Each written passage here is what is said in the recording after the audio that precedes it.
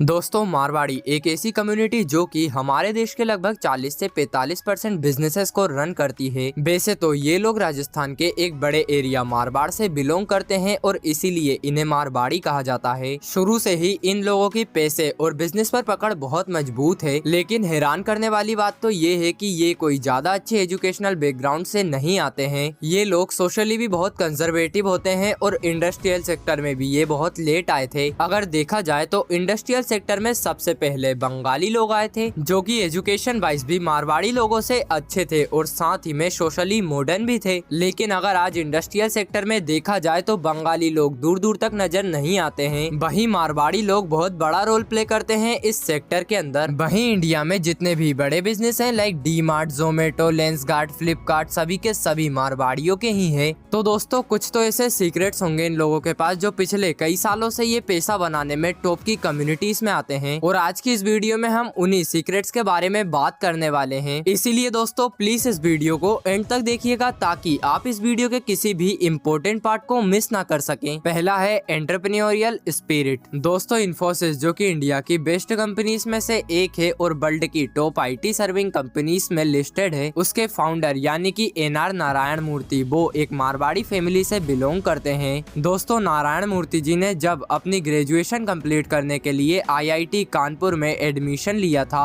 तो उस समय वो अपनी इलेक्ट्रिक इंजीनियरिंग कंप्लीट करने के लिए उस कॉलेज में एडमिशन कराकर पढ़ने लगे और शुरुआती 1 से 2 महीने उन्होंने अपनी इलेक्ट्रिक इंजीनियरिंग की पढ़ाई को ही कंटिन्यू करा। लेकिन उस समय IIT कानपुर में कई सारे सेमिनार्स होते थे जहाँ पर बहुत से फॉरेन इंस्टीट्यूट से लोग आते थे और उन्हें टेक्नोलॉजी के बारे में बताया करते थे। और ऐसे ही एक सेमिनार को नारायण मूर्ति जी ने अटेंड किया था जो कि पूरी तरह से IT पर बेस्ड था। और नारायण मूर्ति जी आज भी कहते हैं कि वो एक सेमिनार उनके लिए एक लाइफ चेंजिंग इवेंट था, क्योंकि उस एक सेमिनार को अटेंड करने के बाद ही उन्हें ये समझ में आया कि आगे जाकर इंसान कंप्यूटर, सॉफ्टवेयर और IT जैसी चीजों पर कितना ज्यादा डिपेंडेंट रहने वाला है। अब यहाँ से नारायण मूर्ति जी को अपने फ्यूचर के लिए एक बहुत बड़ी अपॉर्चुनिटी दिखाई दी और जहाँ पर वो इलेक्ट्रिकल इंजीनियरिंग करने वाले थे उसकी बजाय उनने कंप्यूटर साइंस में अपनी ग्रेजुएशन कंप्लीट की। फिर नारायण मूर्ति जी ने कई सालों तक रिसर्च की और उसके बाद उन्होंने 2 जुलाई 1981 को इन्फोसिस नाम की एक IT सर्विंग कंपनी की शुरुआत की और फिर सन 1999 में ये अमेरिकन स्टॉक एक्सचेंज नस्डाक में लिस्ट होने वाली इतिहास की पहली भारतीय कंपनी बनी। और दोस्तों, आज के समय में नारायण मूर्ति जी की टोटल नेटवर्थ लगभग $4.3 बिलियन